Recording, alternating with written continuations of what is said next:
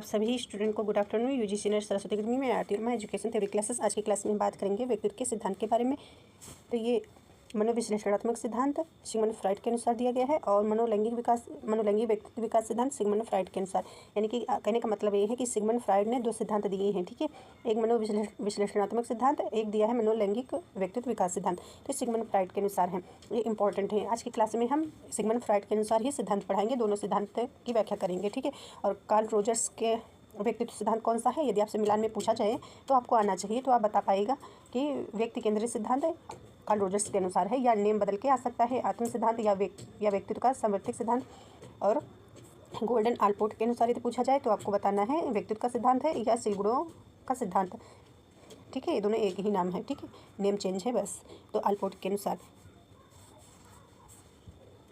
यहाँ पे हम बात करेंगे मनोविश्लेषणात्मक सिद्धांत जो सिगमंड फ्राइड के अनुसार है, ठीक है। और दूसरा जो दिया गया है ये दूसरा, तो ये हो जाएगा आपका सिगमंड फ्राइड के अनुसार मनोलैंगिक विकास सिद्धांत, यानी मनोलैंगिक विकास सिद्धांत या व्यक्तित्व का सिद्धांत कह सकते हो। तो ये हो जाएगा आपका, तो दो सिद्धांत आपके हो जाएंगे सिगमंड फ्राइड के अनुसार। तो यहाँ पे सबसे पहले आपको देखना है ये मनोविश्लेषणात्मक सिद्धांत जो है ये मानव का मन जो होता है दो स्तर पर संचालित होता है, ठीक है। यानी कि मानव का मन जो होता है दो स्तर पर संचालित होता है। सबसे पहले यहाँ पे आपको देखना है व्यक्तित्व का अध्ययन करने का सबसे प्रथम सिद्धांत मनोविश्लेषणात्मक सिद्धांत है। तो व्यक्तित्व का अध्ययन करने का सबसे प्रथम सिद्धांत मनोविश्लेषणात्मक सिद्धांत है, जिसका प्रतिपादक सिगमंड फ्राइड द्वारा किया गया है। सिगमंड फ्राइड ऑस्ट्रेलिया, ठीक है, ऑस्ट्रिया लिखा है, ऑस्ट्रेलिया होगा, ठीक है, के एक मनोवैज्ञानिक थे जिन्होंने व्यक्ति के व्यक्तित्व के लिए सिद्धांत दिया है। फ्राइड ने सिद्धांत में व्यक्ति और बालक के मानसिक क्रियाएं व व्यवहार से संबंधित अध्ययन किया है।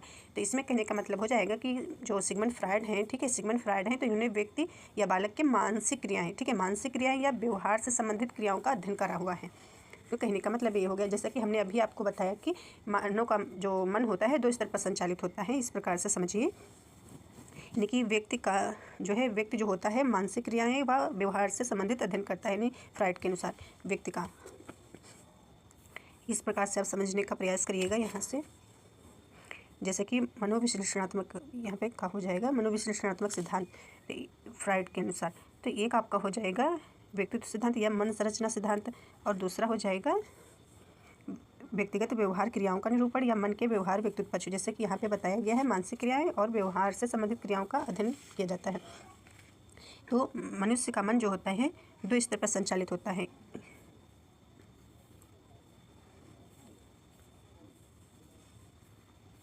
इस प्रकार से देखिएगा, सॉरी यहाँ से नहीं, इस प्रकार से देखिए। एक संज्ञानात्मक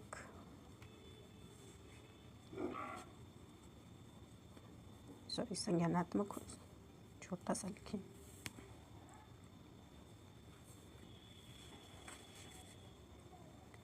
संज्ञानात्मक या आप कह सकते हो विचारात्मक पक्ष, ठीक है। विचारात्मक पक्ष हो जाएगा, ये हो जाएगा क्रियात्मक पक्ष। तो यानी कि मानव का जो मन होता है दो स्तर में संचालित होता है, दो रूपों में मनोविश्लेषणात्मक में। आप समझिएगा, एक आपका हो जाएगा यहाँ से संबंधित है और ये क्रियात्मक का जो है यहाँ से आप मिलान करिएगा इस साइड से। तो इसमें देखिएगा विचारात्मक पक्ष हो गया, एक हो गया क्रियात्मक पक्ष। तो व्यक्तित्व सिद्धांत या मन संरचना पक्ष, व्यक्ति यानी कि व्यक्तित्व की संरचना को तीन स्तर या जो है तीन भागों में, यानी तीन स्तर या भाग, तीन भाग या अवस्थाएं, तीन अवस्थाएं या तीन अंग या जो है मानव मन की तीन अवस्थाएं फ्राइड बताई। यानी कि विचारात्मक पक्ष के अंतर्गत जो है बताया गया है तीन स्तर, ठीक है, तीन स्तर बताए गए हैं। एक चेतन मन होता है, एक अर्धचेतन मन होता है, एक अचेतन मन होता है, ठीक है। जिसे चेतन मन को कॉन्शियस माइंड बोलते हैं और प्री कॉन्शियस माइंड जो है बोलते हैं अर्धचेतन को, या सेमी कॉन्शियस या जो है प्री कॉन्शियस, ठीक है।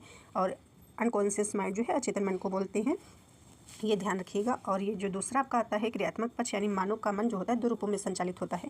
यानी कि व्यक्ति का मन दो रूपों में, हमने बार बार आपको बताने का प्रयास इसलिए कर रही हूँ कि आपको याद हो जाए। व्यक्तिगत व्यवहार क्रियाओं का निरूपण या मन के व्यवहार व्यक्तित्व पक्ष। व्यक्तित्व की तीन स्थितियाँ बताई गई हैं, ईड, ईगो, सुपर ईगो, ठीक है। ये तीन हो जाएंगे क्रियात्मक पक्ष के अंतर्गत। और ये जो आपका एक दिया गया है फ्राइड के अनुसार, सिगमंड फ्राइड के अनुसार मनोलैंगिक विकास सिद्धांत, जिसमें 5 अवस्थाएं बताई गई हैं। और यहाँ पे लिख करके बता दें, जैसे कि हमने आपको बताया मानव का मन 2 स्तर पर संचालित होता है, मानव का मन 2 स्तर पर संचालित होता है। ये आपका हो जाएगा विचारात्मक पक्ष, जैसे कि हमने आपको बताया, और ये हो जाएगा क्रियात्मक पक्ष। ठीक है, क्रियात्मक पक्ष आप सभी स्टूडेंट को अच्छे से इसको याद कर लेना है। क्रियात्मक पक्ष के अंतर्गत आप ईड, ईगो, सुपर ईगो को याद रखना है, और विचारात्मक पक्ष के अंतर्गत जो है 3 अवस्थाएं या 3 चरण कह सकते हो, 3 अंग कह सकते हो।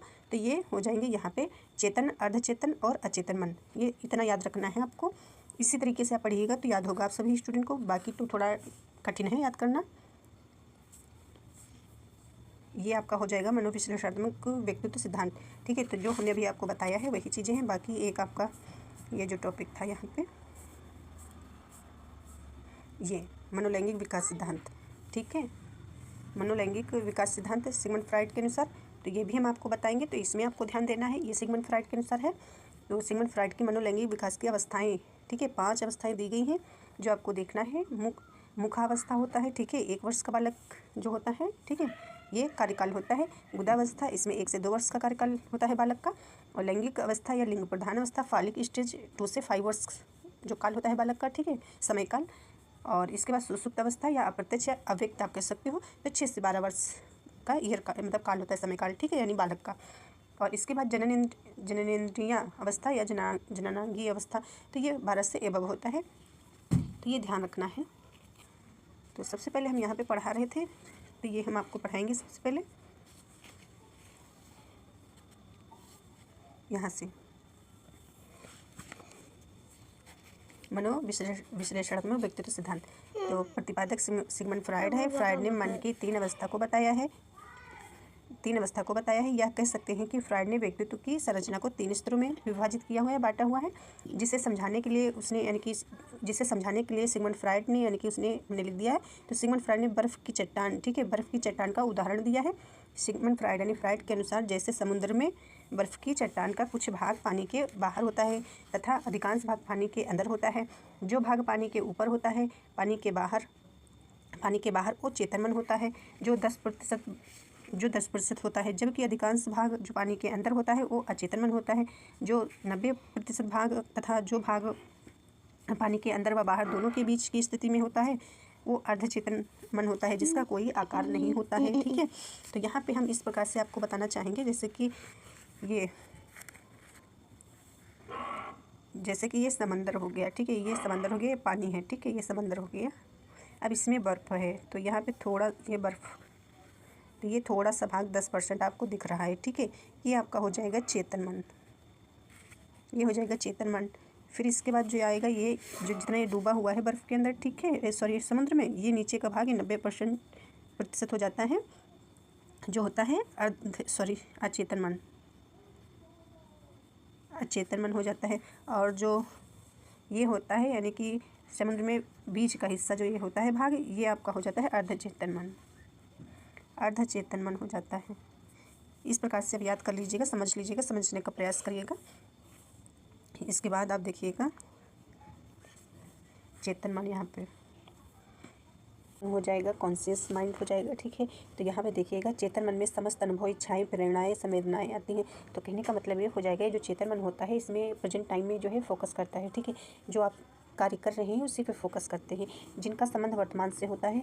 चेतन 10% कार्य करता है, ठीक है, और चेतन मन व्यक्ति की जागृत अवस्था होती है, जैसे कि हमने अभी बताया, आप जो कार्य कर रहे होते हैं उसी पे फोकस करते हैं, ठीक है।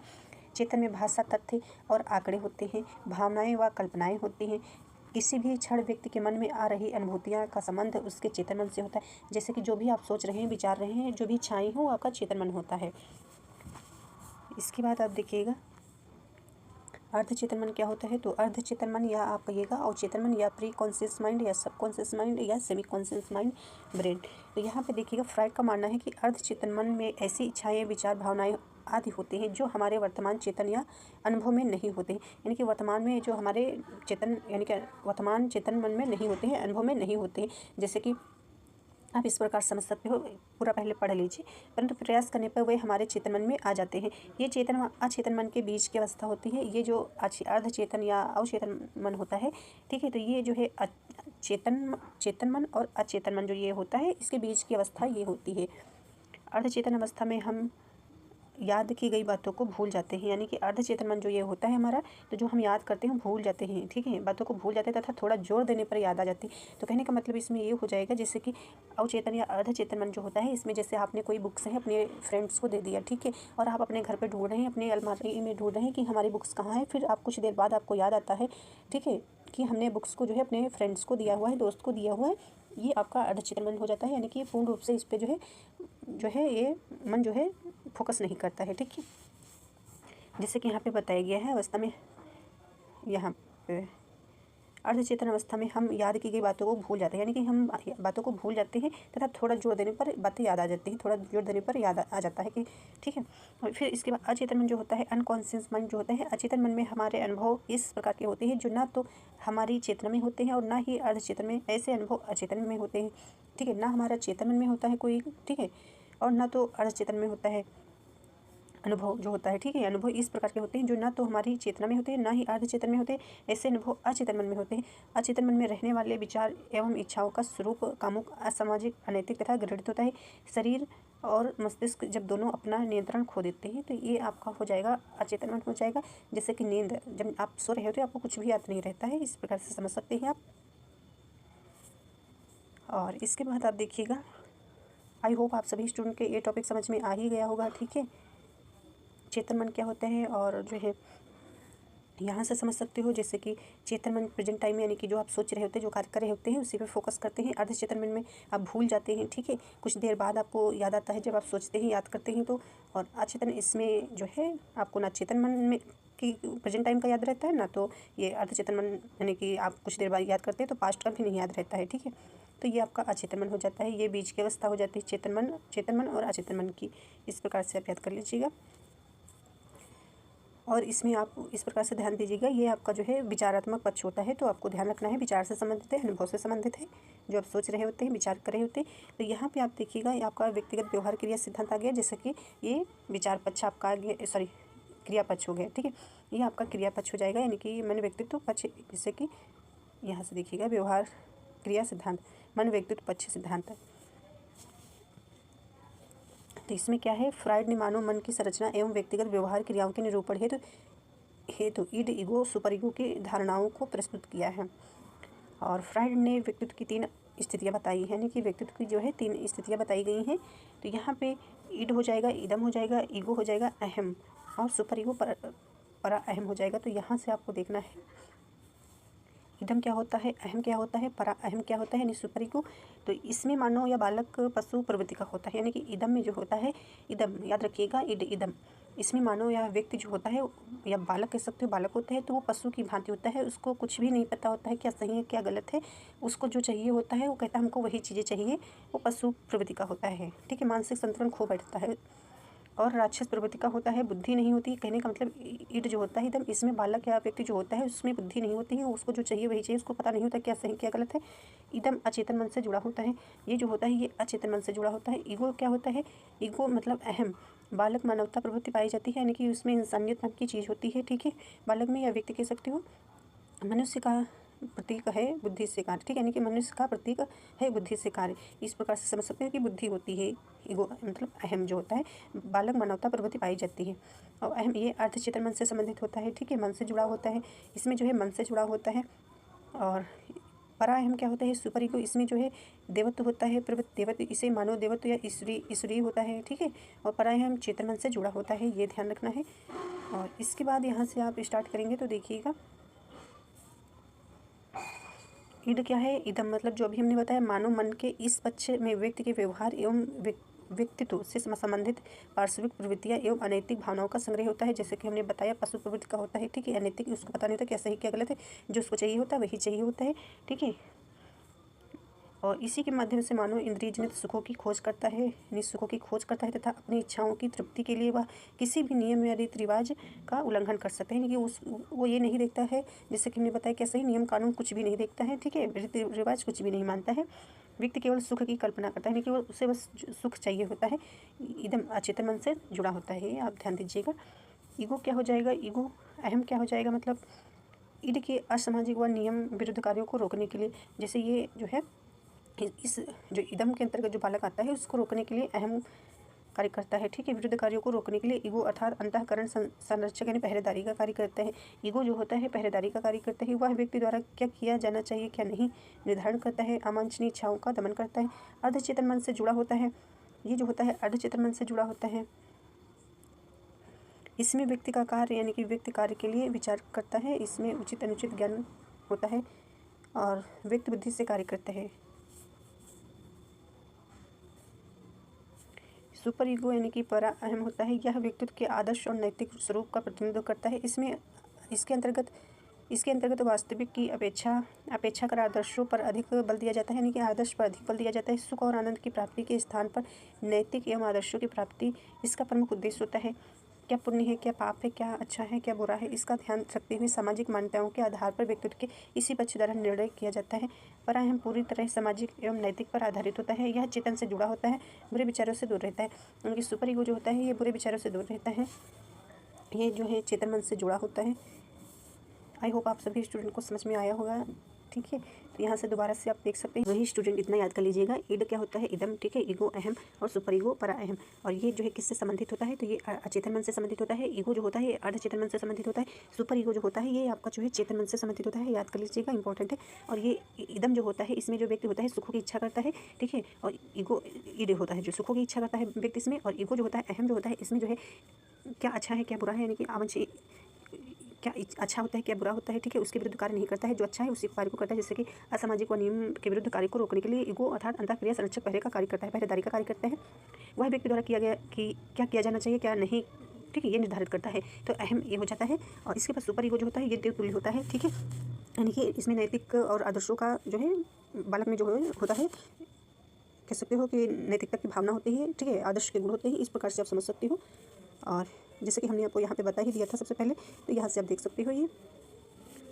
इसके बाद आप देखिएगा यहाँ से ये जो होता है तो मनोलैंगिक विकास सिद्धांत आप देखिएगा सिगमंड फ्राइड के अनुसार। सिगमंड फ्राइड की अवस्थाएं बताइए, 5 अवस्थाएं मनोलैंगिक विकास की। एक मुखावस्था हो जाएगी, गुदावस्था, लैंगिक अवस्था और सुसुप्त अवस्था या अव्यक्त अवस्था भी पूछा जाता है। ये अप्रत्यक्ष लिखा हुआ है। जननेंद्रिय अवस्था, जननांगीय अवस्था, तो ये सभी याद रखना है। और ये समयकाल भी याद रखना है आपको। ठीक है, मुख अवस्था 1 वर्ष, 1 वर्ष, गुदावस्था 1 से 2 वर्ष और लैंगिक अवस्था लिंग प्रधान अवस्था ये ध्यान रखिएगा 2 से 5 वर्ष। ठीक है, और सुसुप्त या अव्यक्त या अप्रत्यक्ष अवस्था 6 से 12 हो जाएगा। और जननेंद्रिय या ये अवस्था हो जाएगी जो है 12 से अधिक हो जाएगी। फ्राइड ने अपने इस सिद्धांत में काम प्रवृत्ति को विकास का महत्वपूर्ण अंग माना है।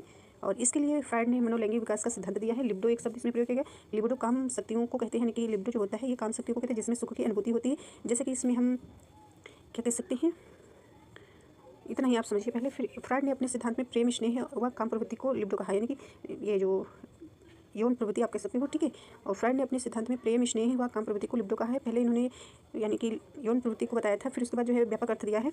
तो यहाँ पे सिगमंड फ्राइड के अनुसार यह एक स्वाभाविक प्रवृत्ति है जिसका पूर्ण होना आवश्यक है। और यदि इन प्रवृत्तियों को दबाया जाता है तो व्यक्ति कुसमयोजित हो जाता है, यानी कि इन प्रवृत्तियों को दबाया जाता है तो जो है कुसमयोजित हो जाता है व्यक्ति। इसके बाद आप देखिएगा, ये डिटेल में यहाँ से देख लीजिएगा।